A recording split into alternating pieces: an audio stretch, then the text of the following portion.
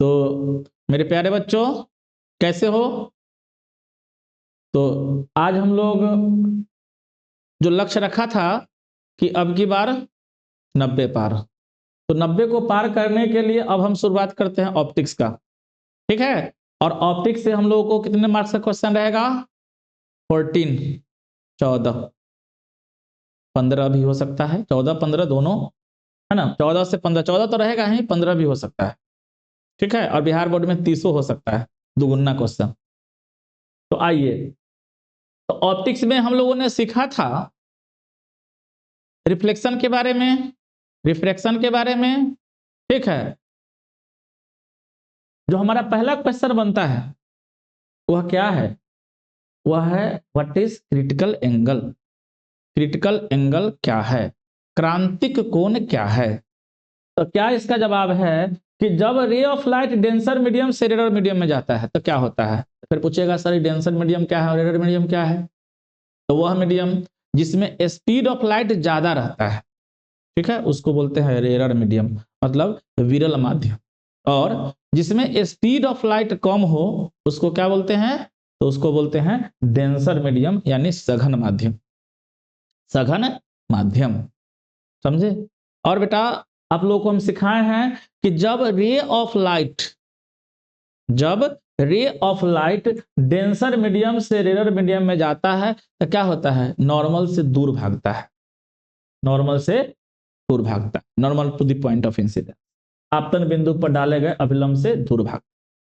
जब रे of light प्रकाश की किरण सघन माध्यम से विरल माध्यम में जाती है तो आपतन बिंदु पर खींचे गए अभिलंब से दूर भागती है।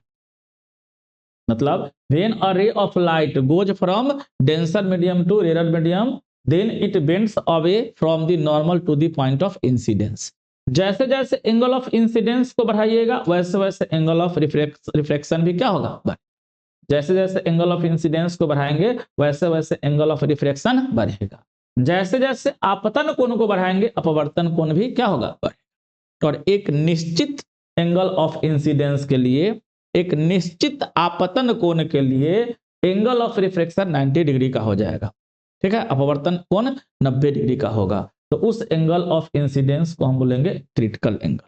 तो हिंदी में लिखने क्या लिखेंगे कि क्रांतिक कोण सघन माध्यम में वह आपतन कोण है जिसके लिए विरल माध्यम में अपवर्तन कोण 90 डिग्री का हो जाता है।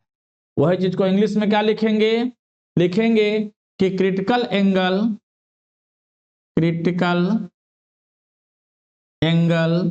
Is that angle of incidence, angle of incidence for which the angle of refraction in rarer medium becomes 90 degree. ठीक है, तो क्रिटिकल एंगल क्या है? तो critical angle is that angle of incidence, critical angle is that angle of incidence in denser medium. In कौन medium? Denser medium. Critical angle is that angle of incidence in denser medium for which the angle of refraction in a rarer medium becomes 90 degree। मतलब क्या? इस सघन माध्यम में वह आपतन कोण जिसके लिए विरल माध्यम में अपवर्तन कोण 90 डिग्री का हो जाए। मतलब critical angle is the angle of incidence in denser medium for which corresponding angle of refraction in rare medium becomes 90 degree. ठीक है, वही लिखे critical angle is that angle of incidence in denser medium for which the angle of refraction in rare medium becomes 90 डिग्री। अब देखो बेटा Snell law लगाओ। क्या लिखेंगे? From Snell's law, Snell's law, Snell's law से डेंसर मीडियम लिख दिए हैं इधर। स्नेल्स लॉ से हम लोग क्या जानते हैं? स्नेल्स लॉ से जानते हैं कि sine I by sine R, sine R के जगह पर यहाँ क्या है 90 डिग्री है। इधर का रिफ्लेक्टिव इंडेक्स क्या हो जाएगा, इधर तो एयर है, मान लो कि इधर एयर ले लो, तो इधर एयर ले लो और इसका म्यू ले लो, तो क्या हो जाएगा μ2 बाई μ1, मतलब 1 बाई क्या हो जाएगा म्यू। ये है refractive index of air, refractive index of air. और ये जो लिए हैं refractive index of the denser medium, denser medium. ठीक है बुआ, तब क्या हो जाएगा, therefore sign IC, sign IC के लिए क्या लिखेंगे 1 बाई म्यू, देयरफॉर आईसी बराबर क्या लिखेंगे sine inverse 1 by mu, sine inverse 1 by mu, क्या लिखेंगे sine inverse 1 by mu. I sign IC बराबर 1 बाई म्यू, तो यहाँ क्या लिखेंगे देयरफॉर आईसी बराबर साइन इनवर्स 1 बाई म्यू। ये हो गया आपका क्रिटिकल एंगल का formula.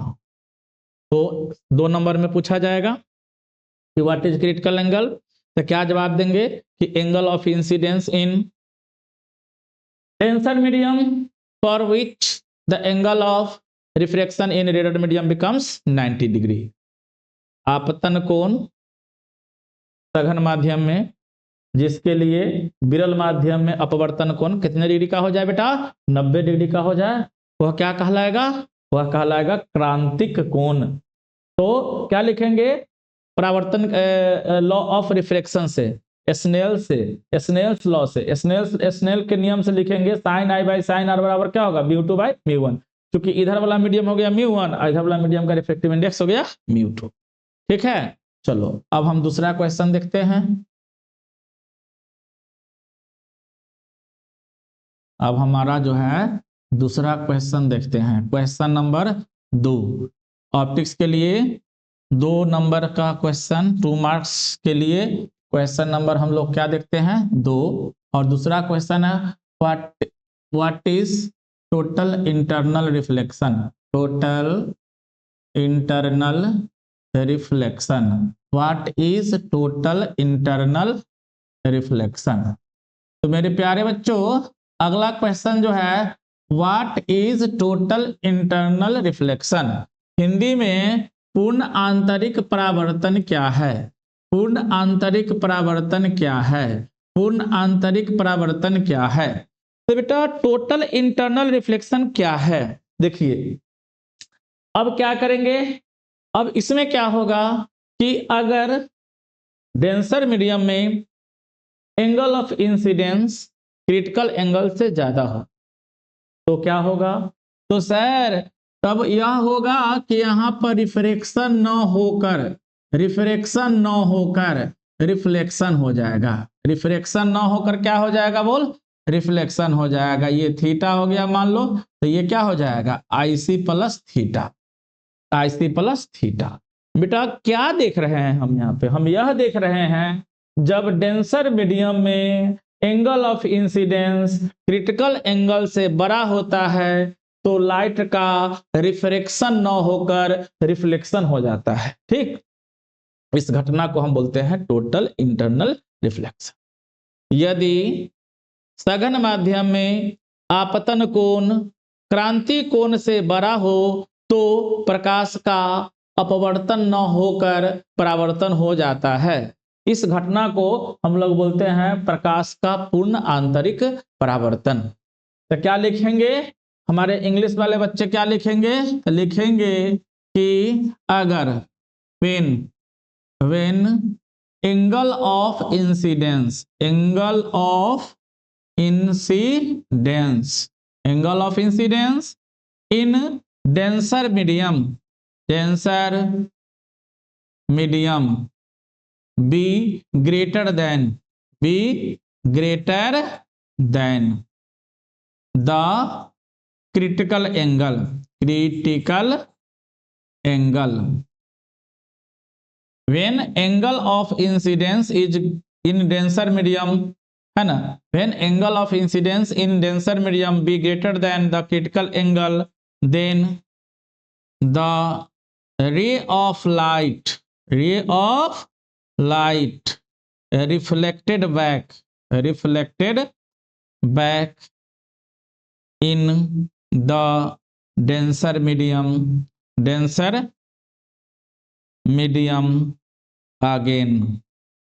as shown in figure. Denser medium again as shown in figure, चित्र में दर्शा दिए हैं. This phenomenon is called total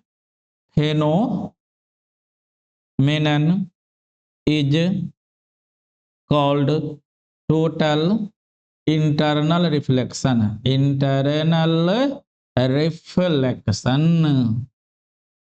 ठीक है. तो मेरे प्यारे बच्चों, हिट क्वेश्चन सब है. ये आने वाला क्वेश्चन है कि when angle of incidence in denser medium be greater than the critical angle, then the ray of light reflected back in the denser medium again as shown in figure. This phenomenon is called total internal reflection. अगर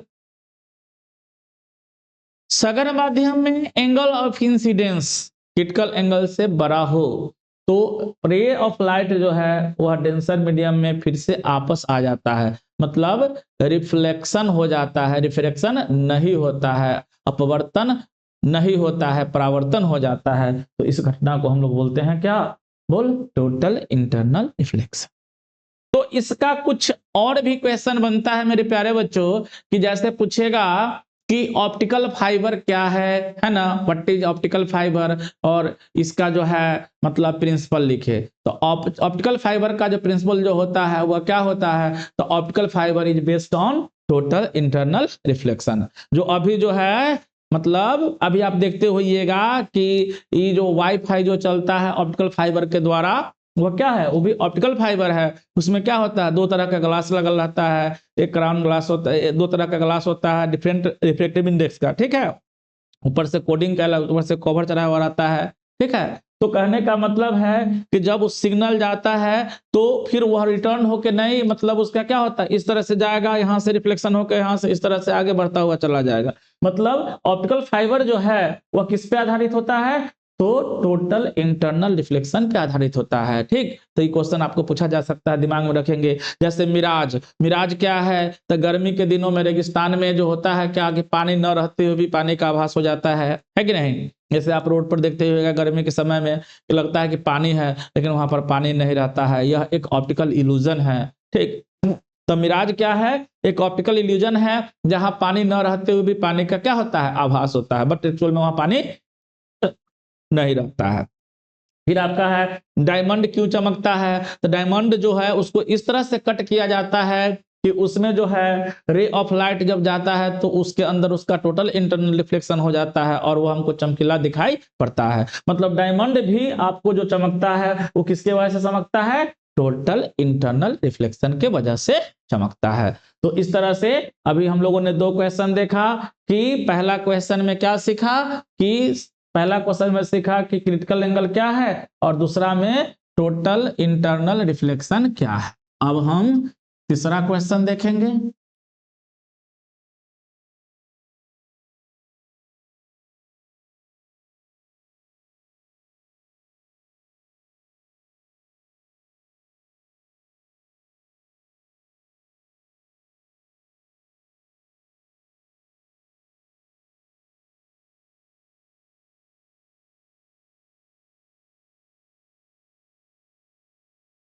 चलिए, अब रे optic से दो number का देख लिया. ठीक है.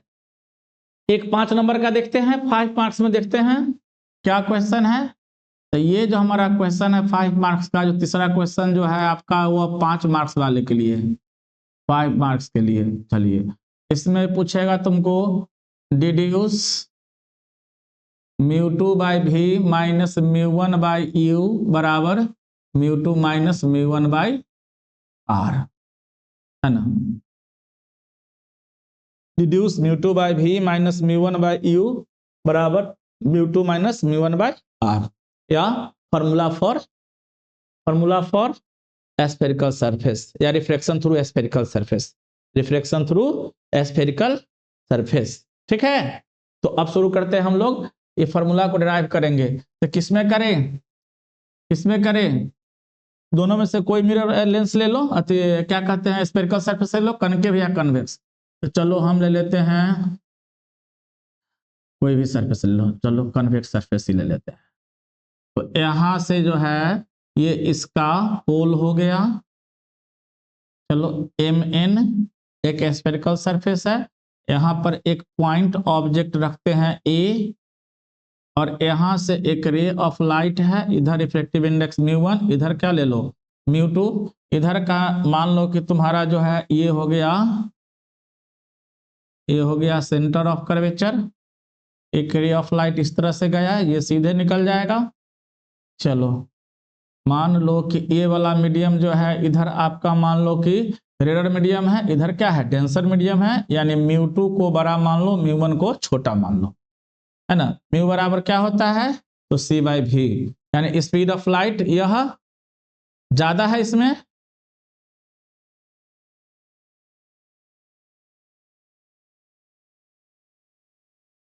तो चलिए, तो यहां से रे ऑफ लाइट जो है यहां से मुड़ के यहां आएगा और इसका इमेज बन जाएगा यहाँ, क्योंकि μ2 बड़ा है लिए हैं किससे, μ1 से, ठीक है, μ2 बड़ा लिए हैं μ1 से। तो इसमें क्या लिखेंगे, तो इसमें लिखेंगे कि लेट Mn क्या है, तो Mn जो है स्फेरिकल सरफेस है, स्फेरिकल सरफेस, स्फेरिकल सरफेस है, गोलीय सतह। Mn क्या है, गोलीय सतह।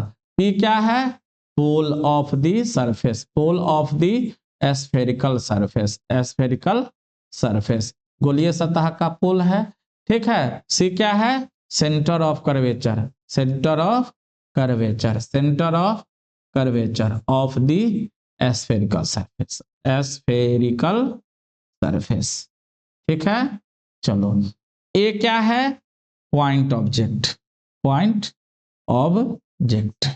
आई क्या है बोलो, image of A, real image. चलो बुआ ऐसा करते हैं, इसको मान लेते हैं अल्फा, इसको मान लेते हैं बीटा, और इसको मान लेते हैं थीटा। चलो अब देखते हैं आगे का काम, इसको नोट कर लेना है, ठीक है, ठीक है।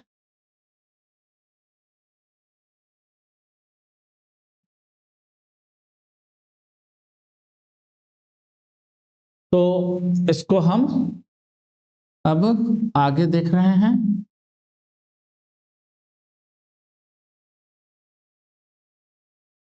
चलो इतना लिखने के बाद हम क्या करेंगे, देखेंगे इसको बी मान लेते हैं, ठीक। ये बेटा क्या हो जाएगा, ये एंगल ऑफ इंसिडेंस है, ये एंगल ऑफ रिफ्लेक्शन है, रिफ्रैक्शन, एंगल ऑफ रिफ्रैक्शन। चलो तो क्या लेते हैं, इन ट्रायंगल BAP में, क्योंकि यहां से जो नॉर्मल खींचेंगे, है ना, नॉर्मल खींचेंगे वो लगभग P पर आ जाएगा, क्यों, क्योंकि इसका अपर्चर छोटा है। तो in triangle BAP tan alpha बराबर क्या हो जाएगा, तो सर जी हो जाएगा BP/PA। क्यों, क्योंकि इसका अपर्चर छोटा है, ये छोटे अपर्चर के लिए है, इसलिए यहां से जो रे इस पर जाएगा वह लगभग वहां से नॉर्मल खींचेंगे तो कहां पे आ जाएगा, लगभग नॉर्मल जो है आपका P पर आ जाएगा। तो वो हिसाब से tan अल्फा बराबर क्या हो जाएगा, BP/ क्या हो जाएगा, APA। तो देयरफॉर अल्फा बराबर क्या हो जाएगा, BP/ क्या हो जाएगा, PA। चूंकि फॉर स्मॉल एंगल, छोटे एंगल के लिए tan अल्फा बराबर क्या लिखेंगे बुआ, अल्फा लिखेंगे। इसी तरह से सिमिलरली ध्यान दीजिए, बीटा बराबर क्या लिखेंगे, तो सर जी क्या हो जाएगा, BP/PC। बीटा बराबर क्या होगा मेरे प्यारे बच्चों, BP/PC, P/B लंब बटे आधार। एंड थीटा बराबर क्या लिखेंगे, तो थीटा बराबर हो जाएगा, बोलिए बोलिए, BP/PI। BP/ क्या हो जाएगा, PI। कोई प्रॉब्लम नहीं सर, कोई प्रॉब्लम नहीं है। तो अब देखो in triangle BAC, in triangle BAC exterior angle बराबर क्या होता है बेटा, सम ऑफ इंटीरियर एंगल्स, है ना, सम ऑफ करस्पॉन्डिंग इंटीरियर एंगल्स। यानी यहां पर आई बराबर क्या लिखेंगे, तो आई बराबर हो जाएगा सर जी अल्फा प्लस बीटा, आई बराबर अल्फा प्लस बीटा, या इसको लिखेंगे आई बराबर, देखो अल्फा में क्या लिखते हैं बीपी बाई पी ए, और बीटा में बीपी बाई पी सी, और दोनों में बीपी कॉमन है, दोनों में क्या है बीपी कॉमन है। जब दोनों में हम बीपी कॉमन ले लेंगे तो क्या हो जाएगा बोल, 1 by P A plus 1 by क्या हो जाएगा पी आई। चलो ये इक्वेशन क्या मान लो 1। फिर इधर लेते हैं, अब लेते हैं in triangle, in triangle B C I, B C I, triangle B C I में एक्सटीरियर एंगल क्या है बेटा, तो बीटा है, तो बीटा बराबर क्या हो जाएगा थीटा प्लस आर। चलो तो और आर बराबर क्या लिखेंगे beta minus theta, beta minus theta. तो बीटा में क्या है देखो, तो बीटा में है, बीटा कहां गया बीपी बाई पी सी, यहां गलती कर दी है क्या, अल्फा प्लस बीटा, अल्फा में क्या है बीपी कॉमन ले लिए तो 1 बाई पी ए, और बीटा 1 बाई पी सी होगा, ध्यान दीजिए ध्यान दीजिए, बीपी बाई पी सी है, बीपी बाई पी सी, तो यहाँ पर क्या हो जाएगा कॉमन, बीपी कॉमन ले लेंगे तो बचेगा 1 बाई पी सी।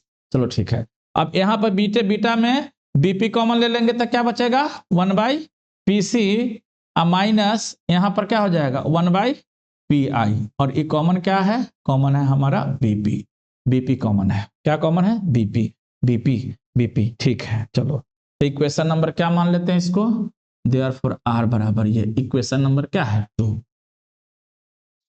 इधर का रिफ्लेक्टिव इंडेक्स क्या लिए हैं μ2, और इधर का रिफ्लेक्टिव इंडेक्स क्या लिए हैं μ1। अब स्नेल्स लॉ लगाइए, नोट कर लीजिएगा आराम से, ठीक है। चलो ठीक है, अब स्नेल्स लॉ लगाएं, कौन सा लॉ लगाएंगे स्नेल्स लॉ। स्नेल्स लॉ में हम क्या देखेंगे, तो लिखेंगे फ्रॉम स्नेल्स लॉ, क्या लिखेंगे बेटा from Snell's law. Snell's law में क्या है बोलो, sine I by sine R बराबर क्या हो जाएगा μ2 बाई μ1, छोटा एंगल है इसलिए क्या लिखेंगे आई बाई आर बराबर क्या हो जाएगा μ2 बाई μ1, और क्या हो जाएगा बोल μ1 इंटू आई बराबर क्या हो जाएगा μ2 इंटू आर। बेटा अब देखो आई का वैल्यू यहाँ पे सब्स्टिट्यूट कर लो, यानी क्या लिखेंगे μ1 इंटू आई के जगह पर तो 1 बाई पी ए, अब प्लस क्या है 1 बाई पी सी, और कॉमन क्या है बीपी, बीपी कॉमन है। इसी तरह से इधर भी हम कर लेते हैं, आई का काम हो गया। सर बोर्ड बहुत छोटा है, अच्छा कोई बात नहीं है, काम चलाइए। μ2 इंटू आर का मान तो sir 1 by P C minus 1 by P I, और इंटू में क्या हो जाएगा बोलो बीपी। कुछ दिख रहा है जी सर, दिख रहा है कि बीपी को बीपी से कैंसिल कर दीजिए, तो ये क्या हो जाएगा μ1 by P A plus μ1 by P C बराबर μ2 by P C minus μ2 by क्या हो जाएगा पी, ये माइनस इधर आएगा तो प्लस, चलिए आइए, और हो जाएगा μ2 by P I plus μ1 by P A बराबर μ2 बाई पी सी, ये प्लस है इसको इधर लाएंगे तो क्या होगा माइनस, यानी μ1 बाई क्या हो जाएगा पी सी, ठीक है। तो देयरफॉर इसमें दोनों में पी सी एलसीएम हो गया, लिख लीजिए, तो देयरफॉर μ2 बाई पी आई, चल रहने देते हैं हटा देते हैं, ठीक है, देख लीजिए देख लीजिए, इसको लिख लीजिए, ठीक, ऊपर से मिटा दें सर, ऊपर से मिटा दीजिए, चलिए देखिए लिख लीजिएगा, वीडियो के रोक कर। चलो अब देखो यहां पर क्या हो जाएगा, तो therefore μ2 by P I plus μ1 by P A बराबर μ2 माइनस μ1, μ2 माइनस μ1 बाई क्या हो जाएगा पी सी। अब साइन कन्वेंशन लगा दीजिए। अब क्या लगा देंगे बोलो, साइन कन्वेंशन। साइन कन्वेंशन का यूटिलाइज करेंगे, किसका यूटिलाइज करेंगे मेरे प्यारे बच्चों, sign convention. From sign convention, from sign convention हम क्या देखेंगे, पी ए बराबर माइनस यू, ये क्या है, object distance, object distance. Sir object distance हमेशा निगेटिव होता है। पी आई बराबर क्या लिखेंगे, भी, ई क्या है, इमेज डिस्टेंस, क्योंकि इमेज जो बना है इंसिडेंट रे के डायरेक्शन में बना है, इसलिए क्या लेंगे, पॉजिटिव। पीसी ये क्या हो जाएगा, आर, ये क्या है, रेडियस ऑफ कर्वेचर, कर्वेचर। तब क्या हो जाएगा, देन इक्वेशन, इस इक्वेशन से क्या लिखेंगे, देन म्यू2 बाई पी आई के जगह पर क्या लिखेंगे, भी, और यह माइनस है तो प्लस माइनस माइनस, माइनस म्यू1 बाई क्या हो जाएगा, यू बराबर ये हो जाएगा म्यू2 माइनस म्यू1, और पीसी के लिए क्या है, आर। ठीक है, तो आज आप तीनों क्वेश्चन को अच्छा से रिवीजन कर लेना है, पढ़ लेना है। आज के लिए बस, थैंक यू।